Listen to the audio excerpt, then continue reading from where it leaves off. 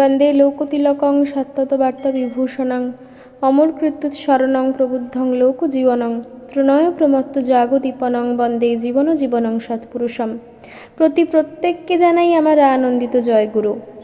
আজ আপনাদের সামনে পরিবেশন করব শ্রদ্ধেয় শ্রী ইষ্টপ্রাণ অমলেন্দু চট্টোপাধ্যায়ের লেখা 7 রঙে শ্রী শ্রী ঠাকুর অনুকূলচন্দ্র গ্রন্থ থেকে চোখ এড়িয়ে।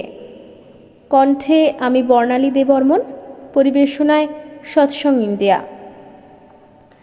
এখনও জীবিত আছেন একজন শ্রদ্ধেয় বয়োবৃদ্ধ সৎসঙ্গী এবং শ্রী শ্রী ঠাকুরের সাথে দীর্ঘ সময় সঙ্গ করা ব্যক্তিটি সখেদে একটা উক্তি করেছিলেন। শ্রী শ্রী ঠাকুরের সামনে তাকে মিথ্যা কথা যে কেউ বলতে পারে তা কোনোদিন ধারণায় ছিল না, অথচ অমুক মানুষটি তো নির্দ্বিধায় অম্লান বদনে মিথ্যা কথাই বলে গেল। শ্রী শ্রী ঠাকুর সেই মিথ্যুকের কী রকম প্রতিক্রিয়া জানিয়েছিলেন তা জানতে ইচ্ছে হয়। জানাও গেছে তিনি আর 10টা সাধারণ স্তরের মানুষের মতোই প্রতিক্রিয়া জানিয়েছিলেন, আর এই তাঁর রীতি। সাধারণভাবে থাকা, সাধারণের মতোই আচরণ করা তাঁর প্রকৃতি, যাতে মানুষ তাকে আপনার জন ভাবতে পারে। তবে কদাচিৎ তার ব্যতিক্রমও হয়, তবে তা একান্ত ভক্তের কাছে। ইষ্টনিষ্ঠ ভক্ত তার ভূত মহেশ্বর রূপ পরম ভাব দেখতে পান, অনুভব করতে পারেন। তেমনই এক ঘটনার কথা। এই ঘটনা যিনি ব্যক্ত করেছেন তিনি এখনও জীবিত। নাম শ্রী কালীপদ রাহা। অনেক বয়স হয়েছে, যদিও বেশ ভালোই আছেন। ঘটনার সূত্রপাত শ্রী রাহার উপনয়নকে কেন্দ্র করে। উপনয়ন দেওয়া হয়েছে শ্রী শ্রী ঠাকুরের আদেশে। উপনয়নে পৌরোহিত্য করেছেন অতি শ্রদ্ধেয় শ্রী সতীশচন্দ্র গোস্বামী মহাশয়, যিনি গোসাইদা নামে সুবিখ্যাত। শ্রী শ্রী ঠাকুরের অতি আপনজন, একান্ত ভক্ত, পরম ভক্ত। উপনয়ন শেষ হলে যখন বন্ধ ঘর থেকে শ্রী রাহাকে বের করে এনে শ্রী শ্রী ঠাকুর প্রণাম করাতে গোসাইদা তাকে উপস্থিত করালেন, শ্রী শ্রী ঠাকুরের সম্মুখে তখন তার গেরুয়া বসন। তাকে দেখেই শ্রী শ্রী ঠাকুর আনন্দদীপ্ত হয়ে উঠলেন। কালীপদদা প্রণাম করলেন, গোসাইদা প্রণাম করলেন। প্রণাম সেরে উঠে দেখেন শ্রী শ্রী ঠাকুর গম্ভীর হয়ে গেছেন। অবস্থা বুঝে গোসাইদা কালিদাকে চলে যেতে বলে ইঙ্গিত করলেন। কালিদা ধীরে ধীরে বড়াল বাংলো থেকে চলতে শুরু করলেন। চলার পথে হঠাৎ পিছন ফিরে তাকিয়ে দেখেন গোসাইদা আভূমিপ্রণত হয়ে শ্রী শ্রী ঠাকুরের সামনে পড়ে রয়েছেন। কালিদা ভয় পেয়ে গেলেন, কিন্তু চলে যেতে পারলেন না। দেখতে থাকলেন গোটা ব্যাপারটা কি দাঁড়ায়। দেখলেন গোসাইদাকে চোখ মুছতে মুছতে কাছে আসতে। কালিদা গোসাইদাকে জিজ্ঞাসা করলেন ব্যাপার সম্বন্ধে। গোসাইদা বললেন, দেখ কালী, শ্রী শ্রী ঠাকুরকে কিছুতেই এড়ানো যায় না।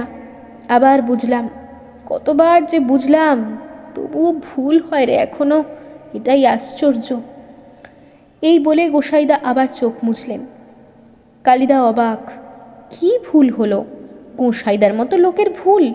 জানতে ইচ্ছে হচ্ছিল সেই ভুলের কথা।